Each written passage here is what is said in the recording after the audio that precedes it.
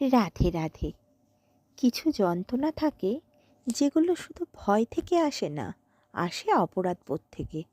ভগবদ্গীতার এই শ্লোকে অর্জুন আর ভবিষ্যৎ কল্পনা করছে না, সে ফলাফল দেখতে পাচ্ছে। ভগবদ্গীতা অধ্যায় 1 শ্লোক 36। এই শ্লোকে অর্জুন শ্রীকৃষ্ণকে বলেন, হে কৃষ্ণ, এই গুরুজনদের হত্যা করলে আমরা পাপেই আবদ্ধ হব। যারা আমাদের হত্যা করতে এসেছে তাদের মারলেও পাপ থেকে মুক্তি মিলবে না।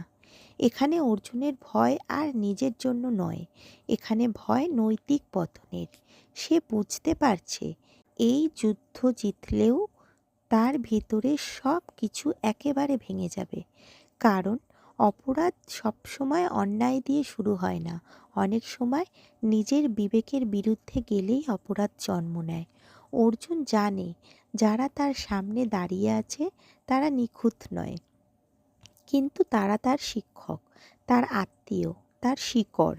এই শ্লোকে অর্জুন বলছে, যুদ্ধটা যদি ন্যায্য হয় আমি সেটা নিতে পারছি না, কারণ এর মূল্য আমার আত্মার শান্তি। আমরাও জীবনে এমন জায়গায় আসি যখন আমরা জানি আইন আমাদের পক্ষে, পরিস্থিতি আমাদের পক্ষে, তবুও ভিতর থেকে একটা গলা বলে ওঠে, না, এটা ঠিক নয়। গীতা এখানে আমাদের একটা ভয়ঙ্কর সত্য দেখায়, সব ন্যায্য সিদ্ধান্ত মানসিকভাবে সহনীয় হয় না। কিছু জয় জীবনভর শাস্তি হয়ে থাকে। গীতা রাতারাতি আপনার জীবন বদলে দেবে না, কিন্তু আপনার জীবন দেখার ধরন বদলে দেবে।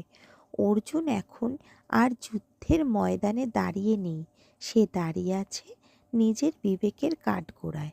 এই জায়গা থেকেই তার ভাঙন আরও গভীর হয়। ভালো লাগলে পাশে থাকবেন।